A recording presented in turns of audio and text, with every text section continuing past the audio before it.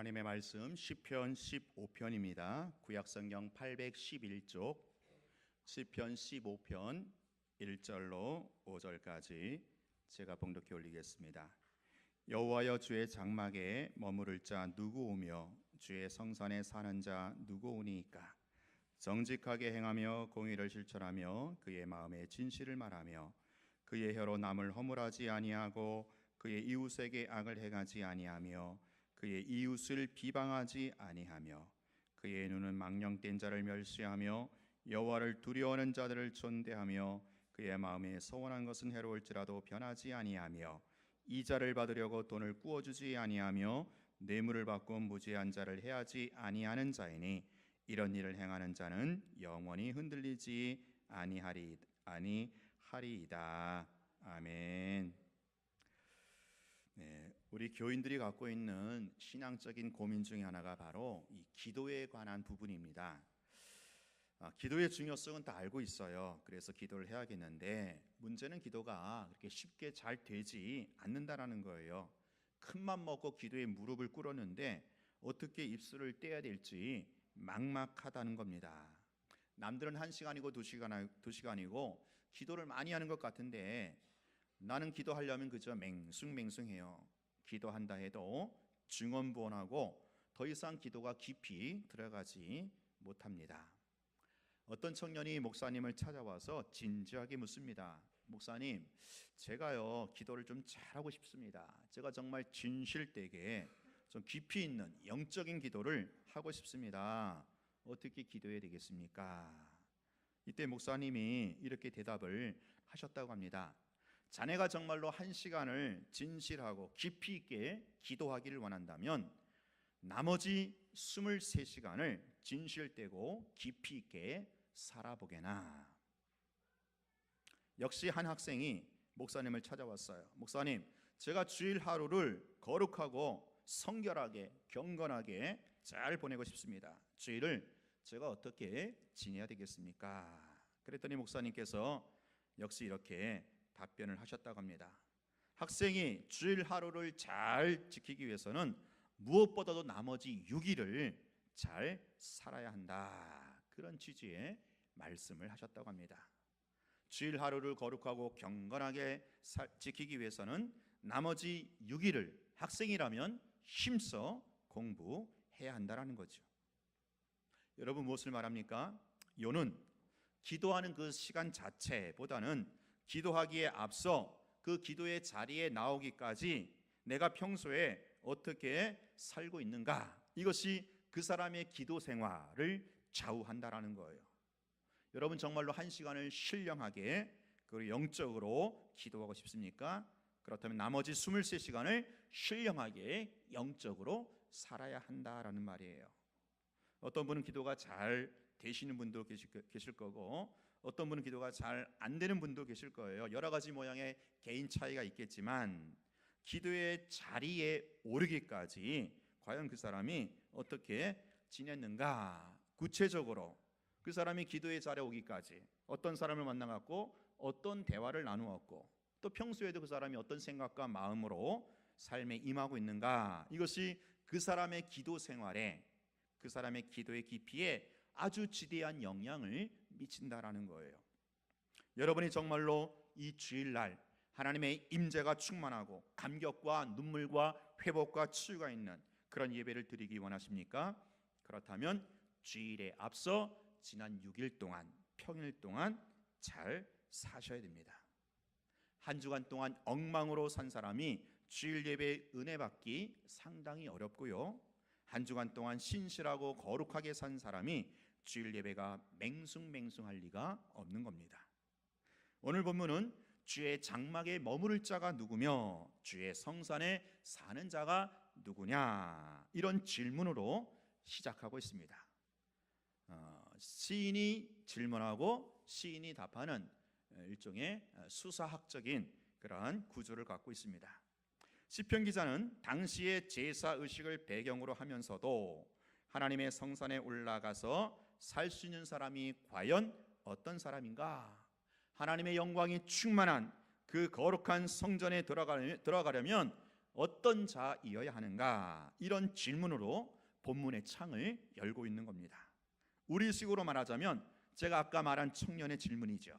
진실하고 깊이 있는 기도를 하려면 어떻게 해야 하는가?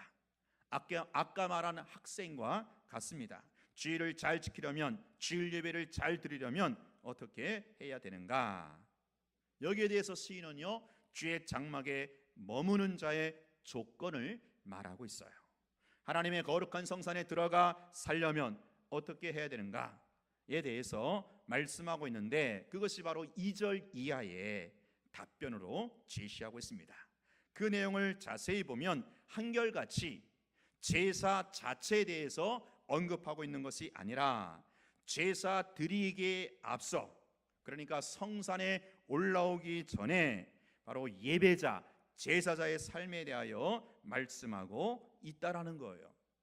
기도 시간 자체보다는 기도하기 앞서서 그 사람이 과연 어떻게 살았는가, 주일 예배 자체보다는 그 예배 자리에 오르기까지 평일에 그 사람이 어떻게 살았는가, 이것이 더욱 관건인 것처럼 주의 장막에 올라와 거하기까지, 주의 성산에 올라와 살기까지 앞서 어떻게 살아야 하는가에 대해서 말씀하고 있다라는 거예요.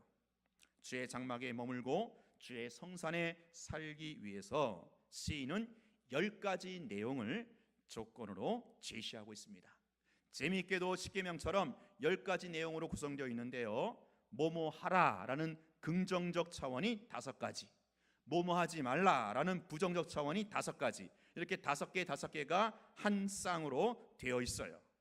십계명이요, 하나님과 언약 맺은 이스라엘 백성들이 언약 백성으로서 어떻게 살아야 되는가에 대한 실천적, 윤리적 강령으로 주어졌다면, 주의 장막에 머물기 위해서, 주의 성산에 거하여 살기 위해서 어떻게 살아야 되는가라는 실천적, 윤리적 성격으로 주어졌다라는 거예요. 여기에 먼저 머물다, 살다, 거하다라는 동사에 주목할 필요가 있는데요, 이 말은 단회적이고 일시적인 동사가 아니라 영속적이며 지속적인 동사를 말해요. 그래서 주의 장막에 머문다, 주의 성산에 올라와 산다라는 이 말은 하나님과 지속적이며 인격적인 교제의 삶을 말한다라고 할 수가 있어요. 요한복음 17장 3절의 표현대로 영생이란 유일하신 하나님과 그의 보내신 자 예수 그리스도를 아는 것이라고 했는데, 하나님과 예수님과의 지속적이며 인격적인 교제의 삶이 영생이며 주의 장막에 머무는 자이며 주의 성산에 거하는 자다라는 것입니다. 여러분 기억하십시오. 내가 신앙이 회복되고 내가 은혜가 회복되고 내가 치유가 되고 충만해지는 것은 어디 꼭 특정한 날 특정한 장소 기도원에 올라가야만 되는 게 아니에요. 특별 집회, 부흥회, 수련회를 해야만 되는 게 아닙니다. 심지어 오늘 주일 예배 단 1시간으로 결정되는 것도 아닙니다. 나머지 6일 평일의 삶이 좌우한다라는 거예요. 주일뿐 아니라 평일에도 하나님이 기뻐하시는 거룩한 산 제물로 드리는 영적 예배자로 살아야 한다라는 말이에요. 저는요 개인적으로 새벽 기도의 1시간을 굉장히 중시합니다. 새벽에 하나님과 만나는 1시간을 저는 생명처럼 젊을 때부터 청년 때부터 지금까지 그렇게 여기며 살고 있습니다. 그런데 그럼에도 불구하고 어느 날 저에게 회의가 찾아오는 거예요. 왜 그렇게 새벽에 열심히 기도했음에도 불구하고 하루 종일 성령으로 충만하지 못할까? 감격과 감사를 잃어버리고 염려와 걱정으로 하루를 일관할까? 내가 기도 시간이 부족해서 그럴까? 기도를 더 많이 해야 되는 거 아닌가?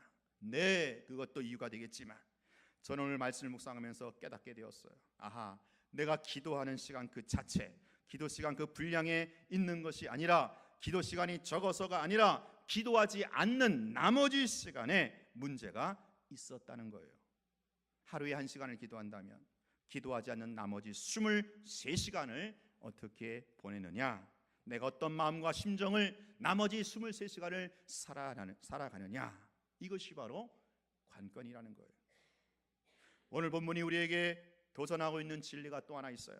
그것은 하나님과의 이 영적인 관계는, 하나님과의 지속적이며 인격적인 이 신인 관계는 바로 다른 사람과의 관계, 인간관계를 어떻게 설정하고 맺고 있느냐, 여기에 달려 있다라는 사실이에요. 시편 기자는요 1절에서 하나님과의 풍성한 관계, 하나님과 인격적이며 지속적인 관계를 위해서 어떻게 해야 되는가라는 질문을 툭 던져놓고, 그러면 기도를 많이 해야 된다, 큐티와 성경 통독을 해야 된다, 제사는 이렇게 드려야 된다, 전도는 이렇게 해야 된다라고 말하지 않고 바로 이어서 인간관계에 대해서 언급하고 있다라는 사실이에요. 그렇다고 여러분 기도하지 말고 성경도 읽지 말고 전도도 하지 말라, 그런 얘기가 아니죠. 하나님과의 신인 관계는 다른 사람과의 대인 관계가 시금석이라는 거예요. 우리는 보통 하나님과 나와 1대1 관계가 중요해. 먼저 하나님과의 바른 관계가 설정돼야 돼. 네, 물론 맞아요. 그런데요, 하나님과 관계는 눈에 보이지가 않아요. 그래서 눈에 보이지 않는 이 하나님과의 관계는 눈에 보이는 다른 사람과의 관계에서 결정이 되고 반영이 된다라는 사실이에요.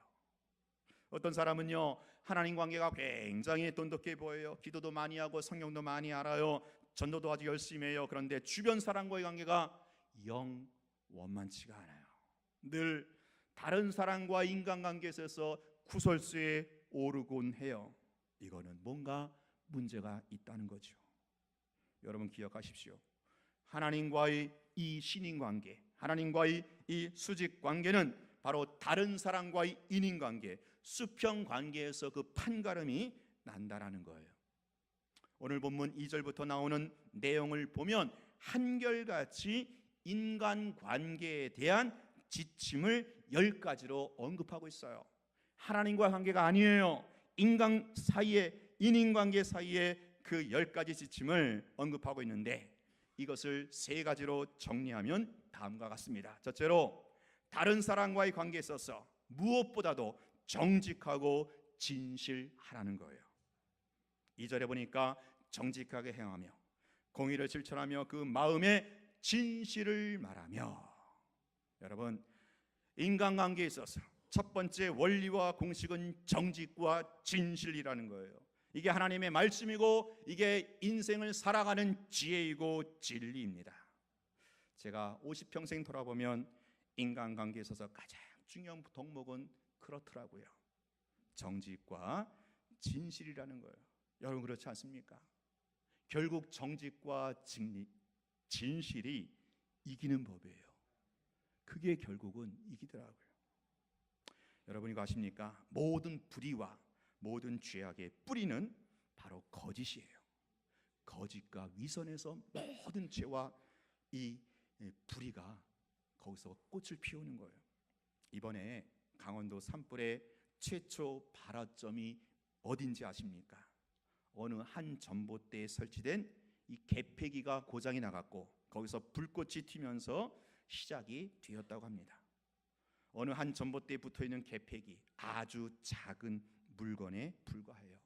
그 작은 물건에서 불꽃이 일어나면서 여의도 그 이상의 면적 산림이 홀라당 다 타버렸어요.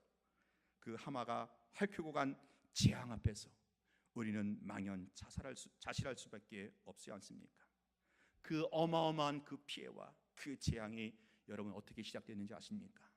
바로 개폐기라고 하는 작은 물건에서 시작이 되었어요. 이 땅에 인류의 죄악이 들어와서 고통과 사망이 시작되었는데 인류 최초의 죄악이 어떻게 시작되는지 아십니까? 바로 거짓말입니다. 사탄의 거짓말. 창세기 3장 4절 5절 사탄의 4가지 거짓말, 죽지 않으리라, 눈이 밝아지리라, 선악을 알게 되리라, 하나님과 같이 되리라. 이 사탄의 4가지 거짓말. 여러분 그래서 사탄은요 거짓의 원조요 거짓의 압이라고 예수님께서 요한복음 8장 44절에서 말씀하고 있는 거예요.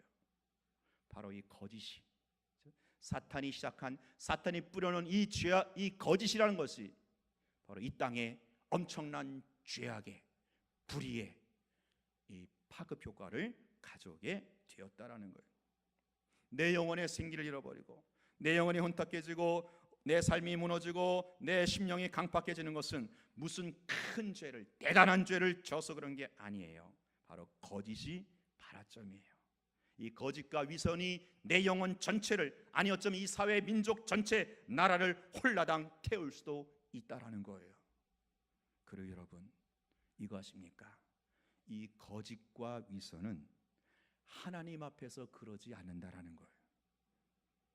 우리는 누구나 하나님 앞에서는 다 정직해요. 하나님 앞에서는 진실해요. 그러나 이 거짓과 위선은 바로 사랑과의 관계에서 드러난다라는 거예요. 사랑하는 여러분, 오늘 우리는 일상적인 사람들과의 관계에 있어서 정직하고 진실하게 행하고 말하는 것, 이것이 하나님과의 인격적이고 지속적인 교제에 있어서 얼마나 지대한 영향을 미치는가에 대해서 좀 우리는 놀라셔야 합니다. 우리는요, 하나님과 관계에 있어서 기도와 말씀의 영역에만 신경 쓰고 거기에만 집중하는 경향이 있는데, 그렇지 않아요. 다른 사람과의 만남과 대화 가운데 정말 정직하고 진실하게 말하고 대화하는 데 있어서도 우리가 신경을 쓰고 집중을 해야 한다라는 거예요. 어떤 사람은요, 습관적으로 아무런 여과 없이 그저 과장하고 그저 뻥튀기 하면서 거짓말을 너무 쉽게 하는데, 그러면서도 기도도 하고 성경도 많이 읽는데, 이거는 하나님과의 인격적인 교제에 상당한 치명적인 결함이 있는 거예요. 하나님과 일대일 관계, 그 파이프, 그 영적 파이프 라인이 막히게 하고 좀 먹게 하는 요소는 다름 아닌 바로 인간관계에 있어서 정직하지 못한 것, 진실하지 못한 것, 이게 독소가 된다는 사실 앞에 우리는 다시 한번 깨어 경성함이 있어야 할 겁니다. 링컨이 말한 정직이 최상의 정책이란 말은 망고불변의 진리입니다. 결국 정직과 진실이 승리를 하더라고요. 결국 정직이 형통하게 되어 있어요. 결국 정직이 하나님과의 바른 관계, 하나님과의 소통한 관계, 하나님과의 신령한 관계를 유지하는, 보이지 않는 배선이 된다는 거예요. 두 번째로 인간관계에 있어서 중요한 지침은 우리의 혀를 조심해야 된다는 거예요. 3절에 보니까 그의 혀로 남을 허물하지 아니하며, 그 쭉쭉 나가서 그 뒤에 그의 이웃을 비방하지 아니하며. 자, 지금 두 번째 원리로, 두 번째 인간관계에서 중요한 원리로 혀에 대해서 언급하고 있는데, 그 혀에 대해서 시편 기자는 한 가지만 언급하고 있는 사실에 우리는 주목할 필요가 있어요. 무엇입니까? 그 혀로 다른 사람을 비방하거나 다른 사람을 흉보지 말라는 거예요. 여러분, 시편 기자가 다른 말도 할 수 있잖아요. 혀 가지고 다른 말을 할 수 있는데, 그 혀를 가지고 다른 사람의 흉을 보거나 허물을 들춰내거나 비방하는 것, 이것이야말로 그 영혼의 치명적인 독소가 된다라는 거예요. 이게 여러분, 하나님과의 관계를 막히게 하더라고요. 하나님과의 그 거룩하고도 그 신령한 관계는 아주 의외로 내 작은 혀, 새치혀에 달려있는데, 내 혀로 내가 다른 사람에게 평소에 어떤 말을 하느냐, 내가 평소에 다른 사람에게 대하여 내가 말하는 그 언어의 습관이 과연 뭐냐, 여기에 달려 있다라는 거예요. 어떤 사람은요, 앉았다 하면 다른 사람 비판하고 다른 사람은 정죄하고, 소위 말해서 다른 사람 까기에 참 바빠요. 그건요, 그 말하는 사람의 영혼을 병들게 하는 거예요. 우리 한국 사회가 세 사람이 있다가 한 사람이 화장실을 못 간다고 하지 않습니까? 왜 그런지 아시죠? 이 병든 사회가 래요. 병든 사회를 보여주는 단적인 예예요. 참 한국 사람들이 기질이 그런 것 같아요. 모였다 하면, 그렇죠? 없는 사람, 다른 사람 까기에 바빠요. 이게 안타깝게도 교회까지 침투한 이교적인 사상이고 이교적인 습관이 아니겠습니까? 저는 이거 우리가 고쳐야 된다고 봐요. 우리가 운동을 벌여서라도, 캠페인을 벌여서라도 이 운동을 해야 돼요.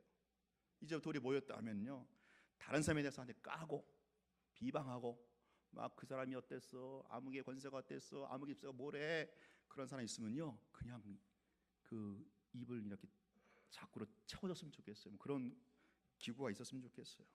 그리고 우리가 서로가 이제 모여서 다른 사람에 대해서 좀 허물은 덮어주고, 다른 사람 좀 좋게 말하고, 좀 다른 사람에 대해서 칭찬해주고 격려해주는 이 운동을 벌여야 돼요. 이 캠페인을. 네. 여러분, 하나님과의 관계, 누가 주의 장막에 머무르겠으며 누가 주의 성산에 거하여 살 수 있겠느냐. 혀를 보면 안다라는 거죠. 그 사람이 말하는 그 언어의 습관. 과연 그 사람이 다른 사람을 늘 비방하고 정죄하고 단점, 약점 들춰내기 좋아하는 사람이냐, 아니면 그 사람의 언어가 늘 다른 사람에 대해서 덮어주고 격려하고 위로하고 축복해주는 사람이냐. 이게 결정적 리트머스가 된다라는 거예요. 마지막 세 번째로, 인간관계에 있어서 정신과 원리는요, 바로 이 물질 관계, 돈 문제에 있어서 깨끗해야 된다라는 거예요. 5절에 보니까 이자에 대해서 언급하고 있어요. 뇌물에 대해서 언급하고 있어요. 여러분, 시편 기자가 왜 마지막에 가서 느닷없이 물질 문제를 건드리고 있는 것일까요? 바로 하나님과의 관계는, 하나님과의 소통 관계는 내가 평소에 물질을, 돈을 어떻게 사용하고 관리하느냐, 여기에 지대한 영향을 미친다라는 거예요. 평소에 그 사람의 물질 관계가 어떠하냐, 이것이 그 사람의 신앙을 말해주는 눈금입니다. 그래도 과언이 아니에요. 그 사람의 돈을 어떻게 벌고 어떻게 돈을 쓰고 있는가, 이것이 그 사람의 신앙과 인격의 바로미터가 되는 거예요. 여러분, 정직하게 쓰고 정직하게 벌고 정직하게 쓸 수 있기를 바라요. 이 돈 문제에 있어서 깨끗해야 돼요. 여러분, 돈 몇 푼 때문에 그 명예와 신뢰를 잃지 마십시오. 그 돈 몇 푼 때문에 오히려 더 큰 것을 잃어버린 경우가 많지 않습니까?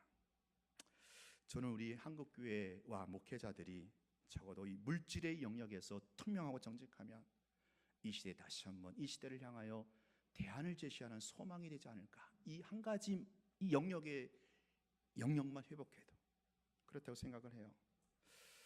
작년부터 목회자 세금, 그렇죠? 세금을 이제 신고하게 돼 있거든요. 세금을 신고하는 게 아니고 이제 세금을 때리는데, 세금을 부과하는 게 목회자의 사례비예요. 사례비를 신고해야 돼요. 근데 이제 주변에서 그런 편법이 있어요.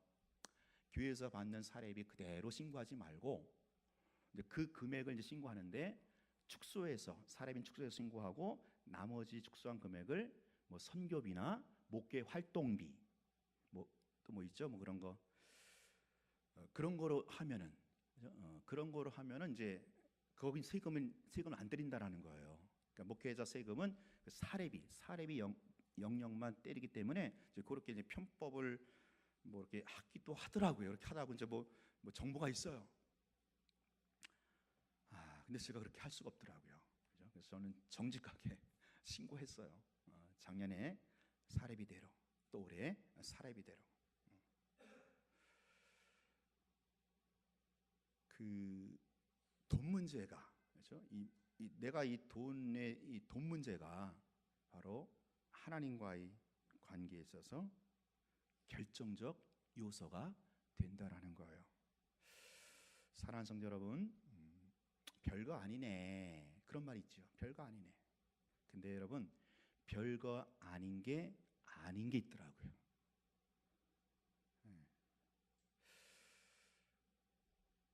어제 우리 이제 청년 예배 갔다가 이제 오는 길에 우리 교사님들 같이 이제 그 스타렉스 본관에서 굉장히 재미있는 얘기가 있었어요. 이제 강원도 화재 그 얘기를 하다가 우리 권사님 중에 한 분이 당신의 그 신혼초 때 집을 홀라당 이렇게 거의 태울 뻔해갖고 소방차 8대가 출동했던 그런 에피소드를 얘기하시더라고요. 한번 들어보세요. 나중에 생중계랑 들어보시는데, 요는 그거예요. 그 빈대가 아니라 뭐죠? 그 벼룩입니까? 뭐죠? 바퀴벌레. 바퀴벌레 한 마리 잡으려고 하다가 거기다 이제 바퀴벌레 잡으려고 이제 엄청나게 이제 그 에프킬러 뿌렸던 것 같아요. 그 바퀴벌레가 잡혔나 깜깜해서 안 보여갖고 라이터 불을 탁 켜다가 불이 붙은 거예요.